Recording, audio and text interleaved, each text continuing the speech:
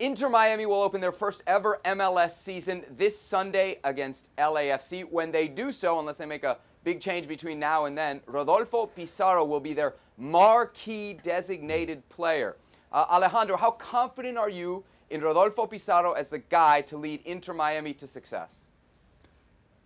Well, he's going to have to, because the pieces around him, they're full of experience and MLS experience at that. But in terms of productivity and creativity in the attack, it's going to have to come from Rodolfo Pizarro. And so I don't think there is a lot of choice for him or for Inter Miami and Diego Alonso. They have to figure out very quickly where is the talent going to come from in terms of the attack in third. And clearly it's going to have to come from Rodolfo Pizarro, which, by the way, I do think that he's going to have a good season and he's going to have an impact on Major League Soccer. I think of him as a very good player. I just think that when you thought Inter Miami and you thought David Beckham, the expectations were he's a phone call away from every big-timer there is around the world. Rodolfo Pizarro, as good a player as he may be, not quite the big-timer that people were expecting. And that's it right there, Ali. He's not that big star people were expecting. It's almost dumb for me to say that the expectations on him are unfair because of his price tag and because of his DP. But if he had that big star player, that 9, let's say a Cavani there, to take that pressure off him where he can now be part of that supporting cast, part of that, I guess if you would say, trident of what a DP trident should be, it'd be easier for him. But now all eyes are on Rodolfo Pizarro, and like Ali said, he's going to be called upon to be that playmaker, called upon to lead that front line, called upon at times to chip in with those goals and to wave that flag for Inter Miami until that big number 9 comes or until that big player actually comes. It's Rodolfo Pizarro, and that's a double-edged sword for Rodolfo Pizarro. Everywhere he's been, he's never been a guy that puts up crazy stats, whether it's assists or goals. He's always been that underlining playmaker that makes the game tick, the heartbeat in that transition, the heartbeat in that final third, but never the guy that gets those accolades for being the guy who puts the ball in the back of the net. So Rodolfo Pizarro is going to have to take his game from what was Liga MX to MLS to a whole different level.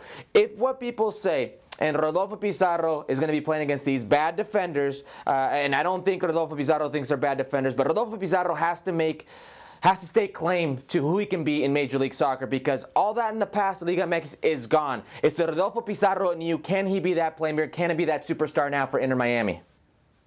Ale, he's never scored more than 10 goals a season in his career. Is that going to be enough, given how little, as you say, is around him?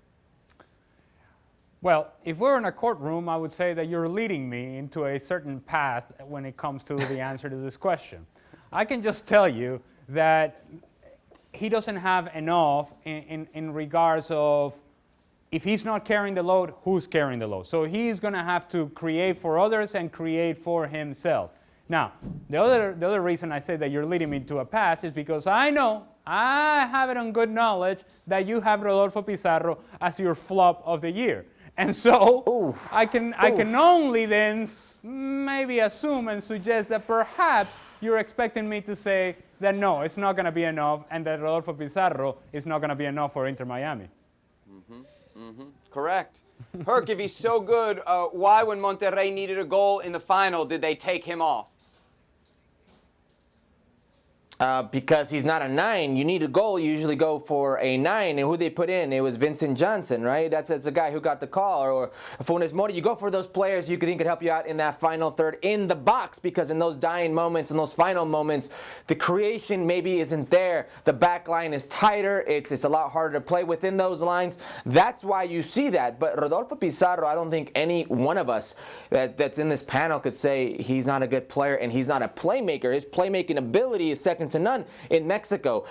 For his generation, I've gone out and said it before, he's the most talented player of that generation. And we're talking about the likes of Chucky Lozano, Tecatito Corona, those type of players. He oozes that type of talent, but you need to put the right pieces around him. That's why I say it's almost unfair for Rodolfo Pizarro to be hailed as that man right now at this time. I think the final jury will be out on him when he finally has that DP, that number 9 that he can play off, that he can make tick, and he could make Inter Miami play within the system he wants to play in. Herculez, you should have just turned around and talked to Seb and say, hey, without Rodolfo Pizarro, Monterrey are collapsing as well. So you can argue it either way. You can go in every which direction you want with Rodolfo Pizarro. I think he's going to be a success in MLS. Fair enough. Alejandro, what about David Beckham? You mentioned him earlier in this segment. How would you rate David Beckham so far as an MLS owner?